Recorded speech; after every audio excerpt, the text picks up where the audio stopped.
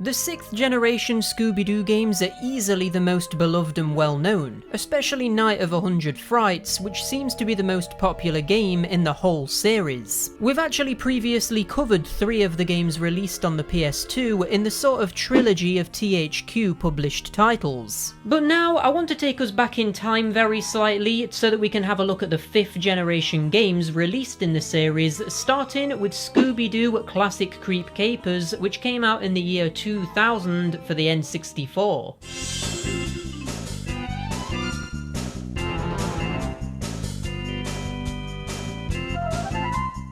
Unfortunately, I don't have a good way of recording game footage from actual N64 hardware. It's a console that's quite notorious for having bad video output options for modern displays. So rather than work around that and have to shell out for a modded console or better upscaling equipment for the sake of this one game, I just decided to take a trip to the dark side and emulate it. Normally I don't like doing this for my review videos because something always isn't entirely accurate to playing on original hardware, and this is a great example of that, because throughout my playthrough all of the text boxes were broken, making dialogue quite hard to read. It wasn't impossible to decipher, but this does go to show why I always like to play on the proper consoles when it's possible. But technical stuff out of the way, what is Classic Creep Capers all about? Well, as the name suggests, this game is actually a recreation of several iconic episodes of the TV show, giving us fully interactive versions of What a Night for a Night, That's No Ghost, and A Tiki Scare Is No Fair. So each level covers the events of an episode of the show, with the first one being set in a creepy museum.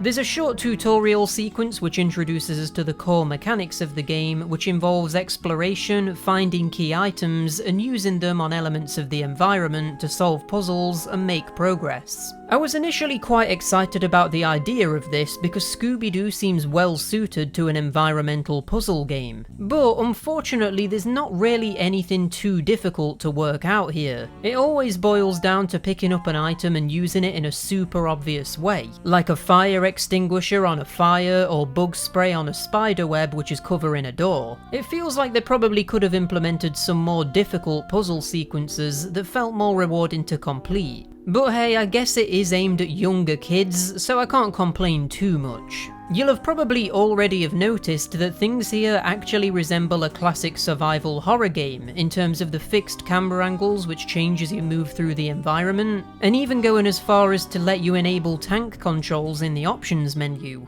But I actually don't recommend doing this because it feels incredibly stiff. The game was clearly designed with full analog controls in mind, and this is most apparent when you encounter enemies or obstacles which you need to avoid. With tank controls, there's no way that you can move fast enough to make it past this stuff without taking damage, and even with the analog controls, it can be really difficult. Not only do the threats in the game move insanely quickly, giving you barely any time to get past them without getting hit, but because the camera angles are constantly changing, you're always needing to adjust which direction you're holding the analog stick in, because the direction to move straight forward will be changing all the time with the camera angles. Now just picture for a second being chased by an enemy through a gauntlet of fast-moving animatronic dinosaurs with these dodgy analog controls and constantly shifting camera angles, and you can see how this would be an issue. The fix for this would have been quite simple too, just slow everything down a bit. Give the player time to reorientate themselves with the camera angles, and this issue would have been reduced by a huge degree.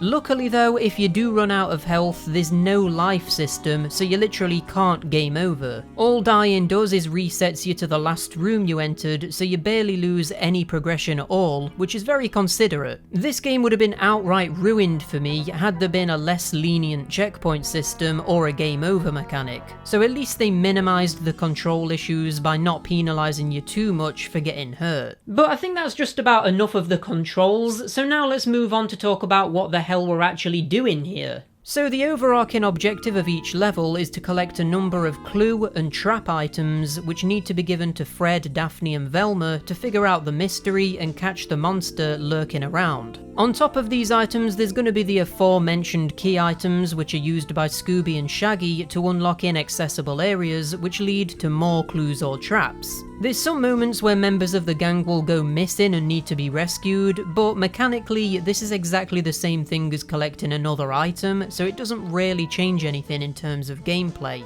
Now this might sound a little bit boring, but it does attempt to inject some variety into the mix. For example, there's two sort of vehicle sequences where you ski down a mountain or roll down a hill on a log. These sections are quite cool, but they're short-lived and extremely easy, which makes them very forgettable. There are also a couple of more complex puzzles, such as this bit where you need to bribe a parrot with a cracker to give you a code, which is the solution to this section where you need to turn these big tiki heads to face in a particular direction to unlock a secret path. Most of the time though, the puzzles are a lot more straightforward than this, and you're literally just using items in really obvious situations. Still, it is nice to have this complexity break up the gameplay every now and then. There's also several chase sequences where the main enemy of the level will appear and run after you, either requiring you to use a disguise to hide from them, or have you lead them into the trap that you've built in order to end the level. You know what, I can actually see people having been scared of this game when they were kids, particularly in the first level where the Black Knight is more of a constant threat than the other monsters in the other levels. You can even hear him clanging around in the distance before he actually spots you, and if you're fast enough, there are areas where you can avoid detection, which adds to the tension.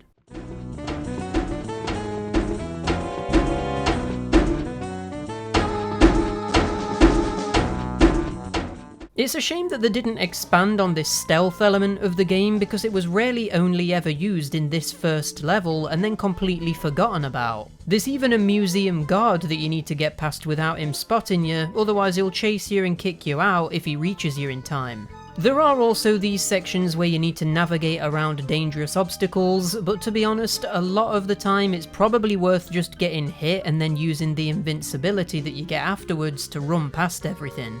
The odds are the controls or the camera are gonna force you to get hit anyway, so you might as well just run forward and hope for the best a lot of the time.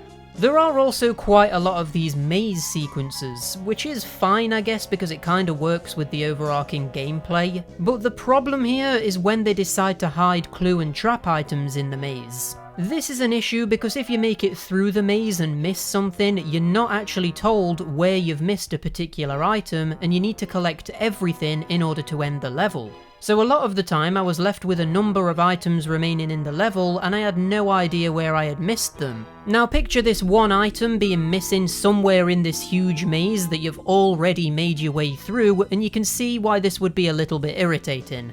Now this is probably where my biggest complaint in the whole game comes in, because I wasted so much time backtracking through the levels just to find something as pointless as a handkerchief, and it's like, wow, did that dirty snot-covered hanky really help you solve the mystery, Velma? That was the thing that tied everything together, was it, Daphne? Was that really worth me re-entering the zombie and rat-infested sewers for, Fred? You know what, screw you guys. In fact, what are you all even doing while Shaggy and Scooby do all of the work here? You're not bringing anything to the table at all. We find all of the trap pieces and clues, we lead the monsters into the trap, and you just stand there and look smart when you're actually completely useless. All you do is get kidnapped and need help.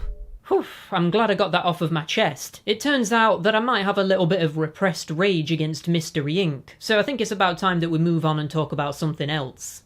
Something that I actually really like about this game, despite its seriously apparent flaws, is that it does actually feel very faithful to the source material. Not only is it replicating episodes from the actual show, but they went out of the way to not include any kind of violence, not even giving you a form of attack, because it wouldn't have been in the spirit of the show.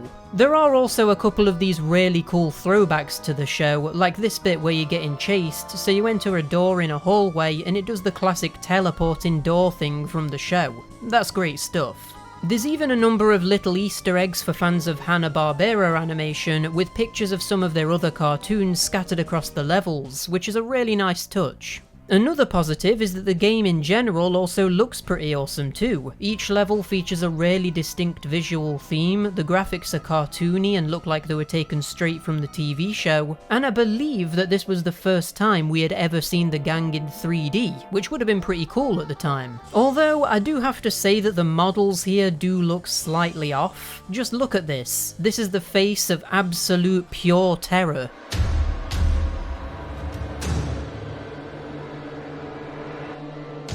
The detail in all of the levels is also pretty astonishing. These all feel like real places that are actually lived in, with each room having unique decorative elements, which also helps with remembering where you are and getting your bearings, considering that the levels can be quite large. It's a shame that you can't interact with more of this stuff though. Having little skits where Scooby and Shaggy sit down and have a hot chocolate only to be chased off by the monster or something would have been really cool. There are some moments like this, I suppose, like the parts where they disguise themselves to avoid detection, or the kitchen minigame found in certain levels which actually recovers your health if you complete it, but I would have liked to have seen way more stuff like this to make exploration feel a lot more engaging. The problem with this game is that for every one thing it does that's fairly interesting, it does about 10 things wrong, and these things are extra irritating just because of how easy they would have been to fix. Having a map which filled in as you explored the areas and showed you if you had collected all of the items in a particular room would have completely eliminated the backtracking issue.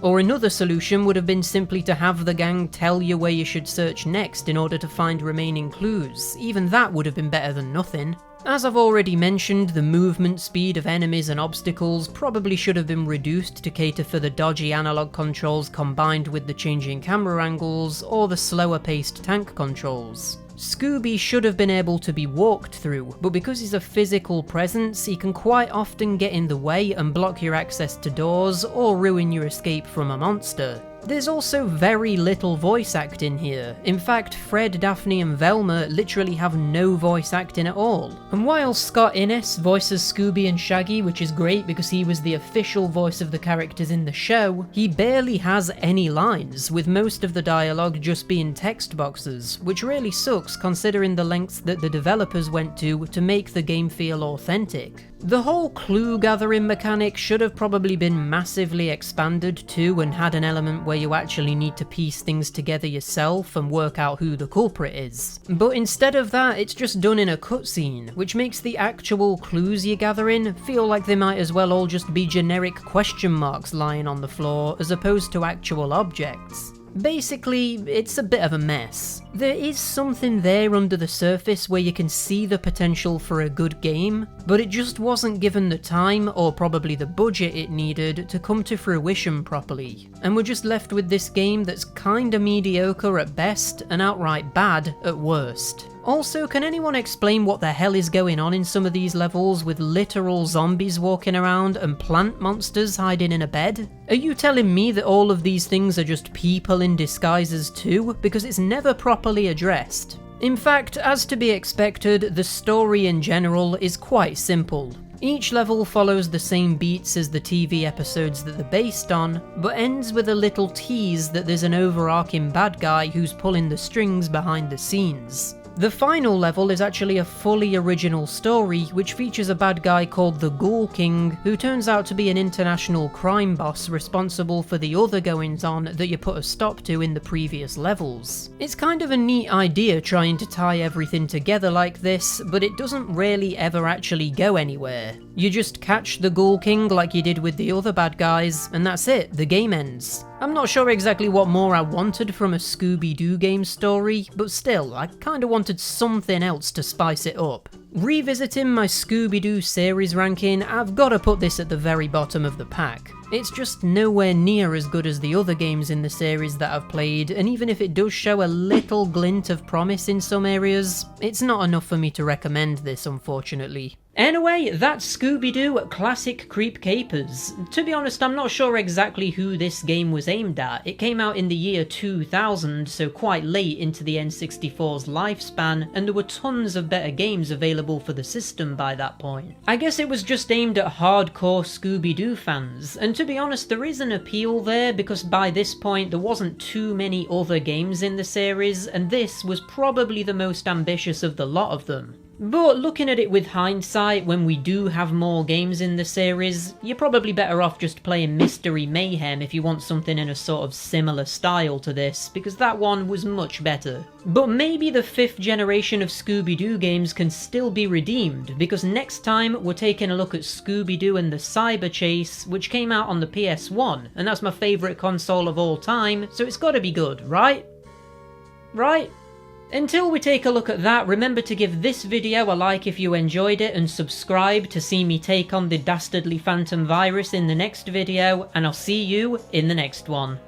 Bye!